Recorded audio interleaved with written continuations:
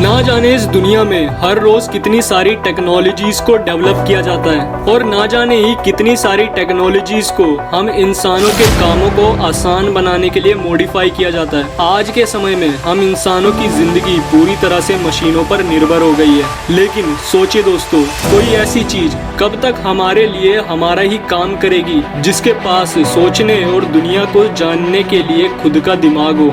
Artificial intelligence यानी कि AI refers to the simulation of human intelligence in machines that are programmed to think like humans and mimic their actions। Artificial intelligence को ठीक इंसानों की तरह ही सोचने और हम इंसानों की तरह ही अलग अलग कामों को करने के लिए प्रोग्राम किया जाता है। और सोचिए दोस्तों, क्या ऐसी चीज जो हम इंसानों की तरह सोच सके और अपने आसपास की चीजों को समझ के उनसे सीख सके, उसके सोचने की क्या कोई लिमिट होगी?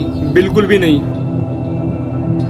2005 में हैंसन रोबोटिक के द्वारा फिलिप के डिग नाम के एक हाईली एडवांस रोबोट को एक्टिवेट किया गया और 2011 में एक इंटरव्यूअर द्वारा उस रोबोट का इंटरव्यू लिया गया और उस इंटरव्यूअर ने उस रोबोट से ये सवाल पूछा, do you think robots will take over the world? कि क्या तुम्हें लगता है कि फ्यूचर में रोबोट्स इंसानों से भी आगे निकल जाएंगे? तो उस रोबोट ने इस सवाल का जवाब कुछ ऐसा दिया, don't worry, even if I evolve into terminator I will still be nice to you. I will keep you warm and safe in my people's zoo where I can watch you for all time's sake। अब मुझे इस बात को आप लोगों को समझाने की जरूरत नहीं है कि इस बात का क्या मतलब है। ठीक इसी तरह फेसबुक ने भी 2 आर्टिफिशियल इंटेलिजेंस रोबोट्स को बनाया था जिनका नाम एलिस और बॉब था, लेकिन अनफॉर्चुनेटली फेसबुक को भी अपने इन दोनों प्रोग्राम्स को बंद करना पड़ा। अकॉर्डिंग टू रिपोर्ट्स, फेसबुक के द्वारा बनाए गए ये दोनों प्रोग्राम्स अपनी ही लैंग्वेज में एक दूसरे से कम्युनिकेट करने लगे थे,